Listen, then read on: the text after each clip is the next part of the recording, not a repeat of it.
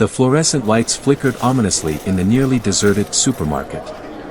It was late, and the few remaining customers were scattered across the aisles, picking up last-minute groceries. Lucy had only meant to grab some fruit before heading home. She paused in front of a display of plump, ripe apples that looked too perfect to resist. They had just been placed out for sale, glistening under the cold, artificial light. Lucy selected a particularly shiny apple, admiring its flawless skin before taking a bite. The crunch was satisfying, the taste crisp and sweet. As she chewed, she noticed a faint, odd bitterness that lingered at the back of her throat. She dismissed it, thinking it was just a peculiar aftertaste.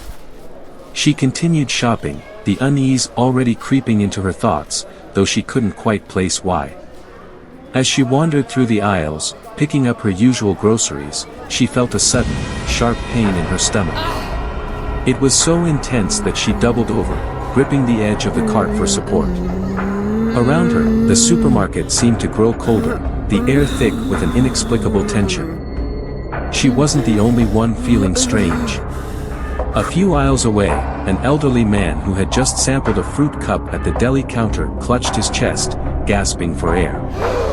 His eyes widened with terror as his skin turned a sickly gray. He dropped to the floor, convulsing violently. His body twitched and jerked as if possessed by some malevolent force. Lucy, struggling to stay upright, watched in horror as the man's limbs stiffened, then began to move with a jerky, unnatural rhythm. He pushed himself up from the ground, but something was wrong, terribly wrong. His eyes were clouded, lifeless, and his mouth hung open, revealing teeth stained with blood. Before anyone could react, the elderly man lunged at a nearby shopper, tearing into their flesh with a ravenous hunger. The scream that followed echoed through the supermarket, sharp and desperate. Chaos erupted. Lucy's pain intensified, her vision blurring as she tried to understand what was happening. All around her, people who had taken fruit from the same display were succumbing to the same horrifying transformation. The supermarket was filling with the sounds of moans and screams, a cacophony of terror as the once normal customers turned into shambling, bloodthirsty zombies. Desperate to escape, Lucy abandoned her cart and ran toward the exit, but the aisles had become a maze of terror. Zombies, their eyes hollow and their mouths dripping with gore, lurched toward the fleeing survivors. The scent of fresh blood drove them into a frenzy, and they attacked with feral intensity. Lucy's breath came in ragged gasps as she ducked behind a shelf of canned goods, her heart pounding in her chest. She could feel the infection crawling through her veins, the apple she had eaten now a deadly poison coursing through her body. She knew it was only a matter of time before she too would lose control, before she would become one of them. As she hid, trembling with fear, she heard a low, guttural growl behind her. She turned slowly, her eyes wide with terror.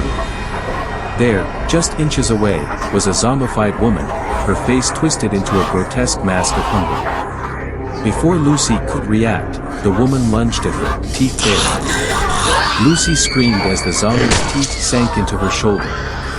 The pain was excruciating, but the worst part was the knowledge that she was already lost. Her vision darkened, and the sounds of the supermarket faded into a distant, muffled roar.